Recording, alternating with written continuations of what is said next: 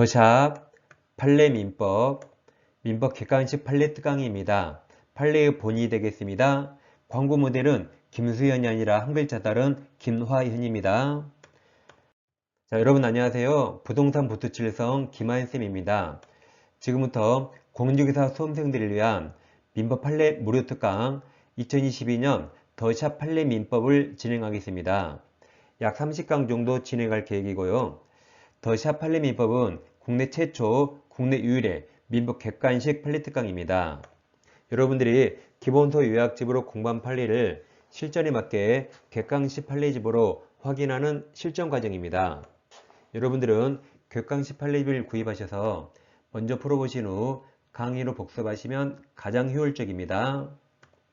자, 그럼 더샵 판례 민법 제1강을 시작하겠습니다. 먼저 제1장 의사표시 해석 부분입니다. 자, 판례집 다 준비하셨죠? 먼저 6페이지 제1번부터 하겠습니다. 의사표시 관한 설명으로 틀린 것을 모두 고르면 기억입니다. 청약의 의사표시는 반드시 확정적에 동남쳐요. 확정적이어야 한다죠. 청약은 자판기를 대입하면 자판기는 커피 300원, 500원 반드시 확정적입니다. 기억은 틀렸습니다. 다음 니은과 디귿 두 개 묶어서 잘 비교합니다. 시험에 잘 나오죠. 자, 니은은 우편물이 보통 우편에 동남쳐요. 보통 우편 방법으로 발송되었다는 사실만으로 그 우편물이 상당 기간 내에 도달하였다고 추정할 수 없습니다. 디귿 우편물이 내용 증명에 동남칩니다. 내용 증명 우편이나 등기 취급 동그라미 등기 취급 방법으로 발송되고 반송이죠. 반송되지 않은 경우에 특별한 사정이 없는 한 그 무렵에 송달이 도달입니다. 도달한 것으로 봅니다. 그래서 니은, 디귿 다 맞았습니다. 리을 공직사법령 소정의 사건을 초과하는 중개보수 약정은 강행법규에 동일해집니다. 그냥 강행법규는 유효, 무효와 연관이 있는 효력 규정을 말합니다. 맞았습니다. 강행법규에 속하는 것으로서 그 한도액을 초과 동그라미, 초과 부분은 무효 동그라미, 무효입니다. 그러니까 법정 한도만큼은 받을 수 있어 유효인데 그 법정 한도를 초과 무효입니다. 그래서 정답은 1번 기억이 되겠습니다. 자, 2번 보겠습니다. 의사표시 관한 설명으로 옳은 겁니다. 가로 열고 다툼이 있으면 판례에 의함. 이 가로는 굳이 볼 필요 없습니다. 우리 시험은 법조문과 판례만 나오니까 굳이 가로는 볼 필요 없습니다. 자, 1번 의사표시는 그 통지가 상대방에게 도달 동그라미 도달주의 맞습니다. 도달한 때로부터 그 효력이 발생하는 것이고 그러니까 사설을 끊어요. 그 다음 여기서 도달이란 사회관념상 상대방의 통지 내용을 알 수 있는 객관적 상태에 놓여졌다고 인정되는 것만으로 충분하죠. 부족 틀렸네요. 요지 가능하면 도달입니다. 그 다음 상대방이 이를 현실적으로 수령하였거나 그 통지 내용을 알았을 것을 요구하지 않습니다. 도달이란 요지한 때가 아니라 요지 가능한 때부터 도달입니다. 자, 2번 매매 목조물과 대금은 매매계약 체결 시 반드시 구체적으로 확정이 특정될 필요 없죠. 나중에 확정될 기준과 방법이 정해져 있으면 됩니다. 반드시 계약 당시에 특정할 필요가 없습니다. 3번 상대방의 정당한 사유 없이 통지 수령을 거절한 경우에 상대방이 그 통지 내용을 알 수 있는 객관적 상태에 놓여 있는 때 여기까지 사설을 끊어요. 지금까지 도달했습니다. 요지 가능하죠? 지금까지 도달입니다.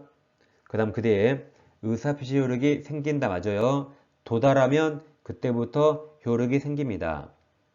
정답은 3번이고 4번 중간생략등기는 부동산 등기 특별조치법상 형사처벌하도록 되어 있으므로 여기까지 사설을 끊어요.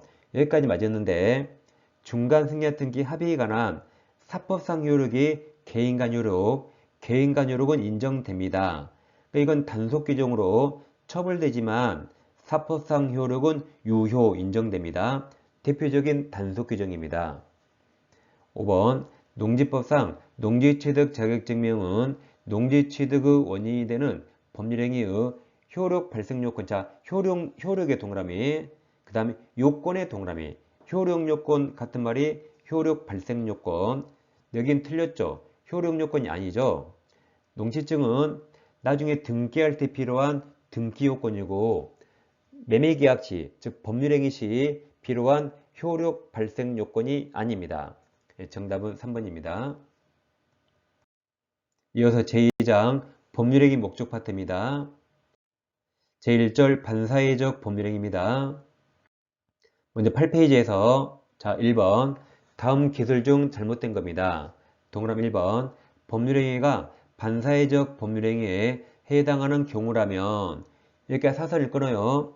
그럼 이건 무효고, 무효는 원칙이 절대적 무효라 뒷사람 100명, 1000명, 만명 다 무효입니다. 그래서 그 뒤에 선의 제3자도 보호 안 됩니다. 절대적 무효예요.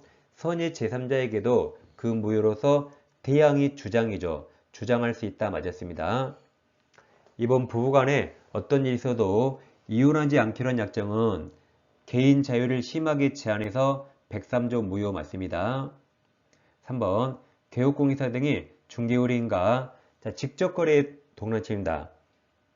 직접거래 한행위를 금지하는 공인중개사법 제33조 6호 규정은 단속규정 동그라미 맞습니다. 단속규정으로서 위에 위반한 직접거래 행위의 사법상 효력이 개인간 효력, 이건 유효입니다. 그래서 부인되지 않는다 맞습니다. 그러니까 중개사법에서 직접거래하면 3-3으로 처벌됩니다. 즉 3년 이하 징역 또는 3천만 원 이하 벌금이 처벌되는데 이 거래 효력이 있는가? 이건 효력이 있습니다. 그래서 단속규정 맞습니다. 단속규정은 처벌되더라도 사법상 효력은 유효를 말합니다. 3번은 맞았습니다. 4번 처의 동의 얻은 첫 계약이라도 사회질서에 반하여 무효입니다. 그러니까 첫 계약이 나오면 첫 계약을 시작할 때 한 약정은 다 무효입니다. 본초의 동의를 얻었더라도 첫 계약을 시작하죠? 그럼 다 무효 맞습니다. 5번 형사사건 동그라미.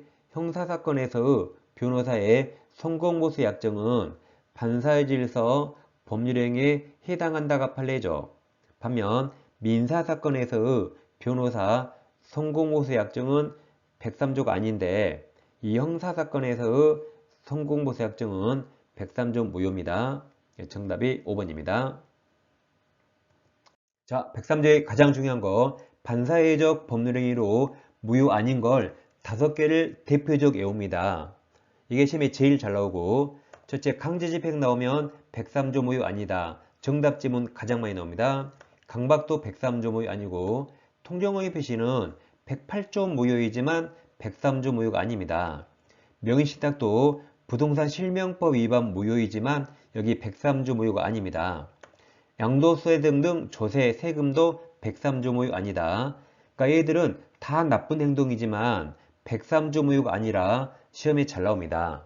이걸 우리가 강강수월래 대신 강강허신조 외워요. 103조 아니다.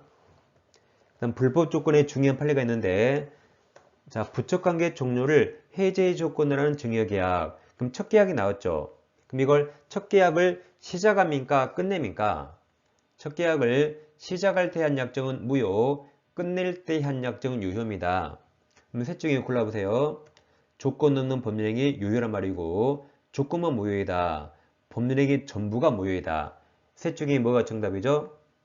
그럼 이걸 첫 계약을 시작하는 거라, 자, 부적관계 종료를 해제 조건이 효력 소멸 조건입니다.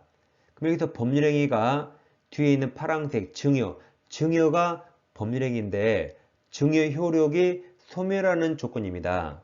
그 말은 줬다가 다시 내라 그 말이에요. 증여 효력이 소멸하니까 줬다가 다시 내라 그 말입니다.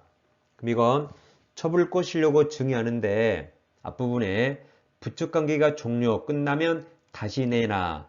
그러니까 첫 계약 시작하는 거죠. 따라서 조건 없는 법률행위 유효 틀렸고, 조건만 무효가 아니라 증여계약, 법률행위 전체가 무효가 됩니다. 첫 계약을 시작합니다. 자, 2번 보겠습니다. 다음 반사의 질서 법률에 관한 기술 중 판례의 태도와 다른 겁니다. 기억은 자, 양도소득세 조세에 나왔죠. 아까 강강우신조 103장이다. 그래서 제일 끝에 달가면 반사회적 법률행위에 해당한다 틀렸죠. 조세는 103조 아니다. 니은 도박으로 인한 채무 변제 방법으로 부동산을 양도한 계약은 어차피 도박 채무 변제라 103조 무효 맞고. 디귿 무효인 명의신탁 이건 103조 무효 아니라 그랬죠. 아까 강강허신조 신 명의신탁 이건 부동산 실명법 위반 무효지만 103조 무효가 아닙니다. 그래서 디귿 무효인 명의신탁 약정에 의해서 경로된 타인명의 등기는 103조 무효가 아니라 불법된 급여에 해당하지 않습니다. 틀렸습니다. 리을 부촉관계 종료를 해제 조건으로 증여계약은 사회질서에 반하여 무효 맞습니다. 근데 조건만 무효가 아니라 법률행위 전체가 무효다. 그래서 틀린 거라 정답은 4번이 되겠습니다. 자, 이어서 불법적인 법입니다. 103조 무효인데 이행하면 부당이득 반환 청구할 수 없습니다. 그게 불법적인 법입니다. 예를 들어서 감남에게 X가 있는데 을류와 첫 계약합니다. 즉 감남이 그랬죠. 야, 을 나랑 2년 살아주면 이 아파트 너 준다라고 증여계약하니까 을이 눈 딱 감고 2년 살았습니다. 그럼 갑은 X를 증여해야 되는데 을에게 소유권 등기를 하지 않습니다. 그래서 을이 소송을 했죠. 아저씨 준다 했으니까 줘야죠라고 소유권 이전 청구를 했습니다. 그런데 이건 103조 무효이기 때문에 이행 전에 갑은 이행할 필요 없습니다. 그리고 을료는 이행 청구 못하는 거죠.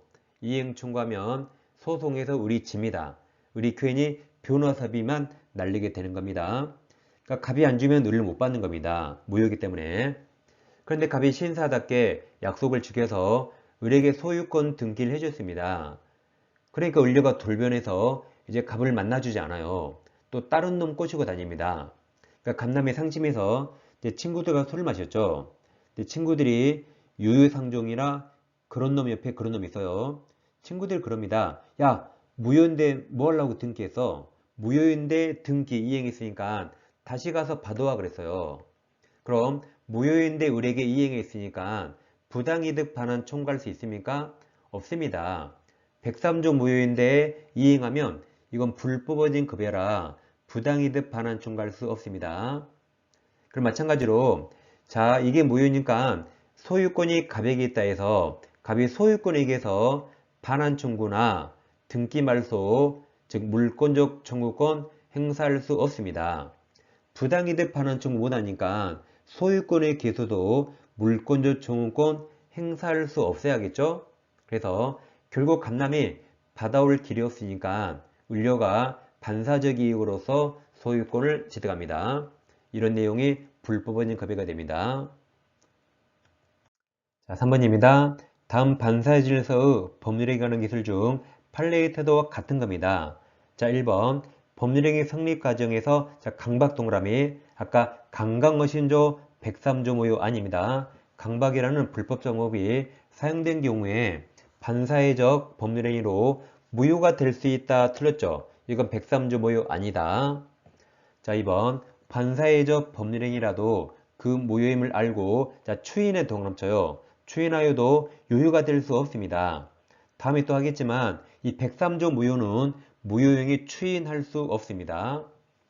3번 법률행위 동기는 직접적으로 법률행위 내용을 이루지 못하므로 여기까지 사선을 끊어요. 여기까지는 맞았습니다.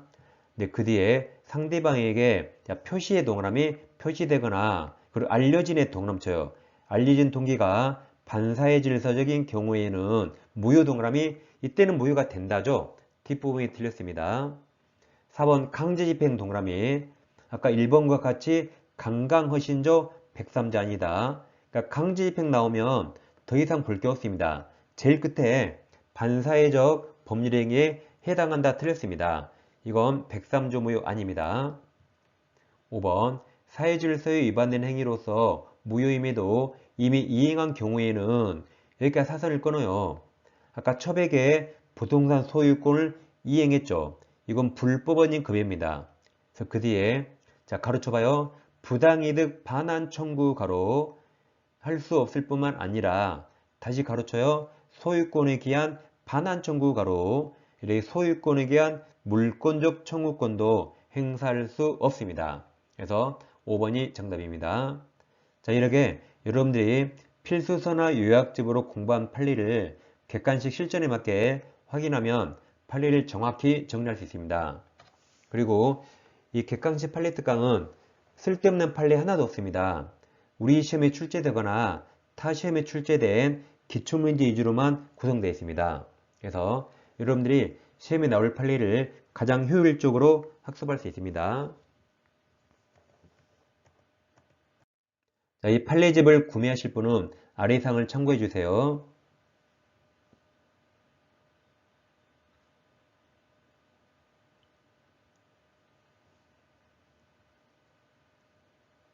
자, 그럼 다음 시간에 다시 더샵 판례 민법으로 찾아뵙겠습니다. 자, 감사합니다.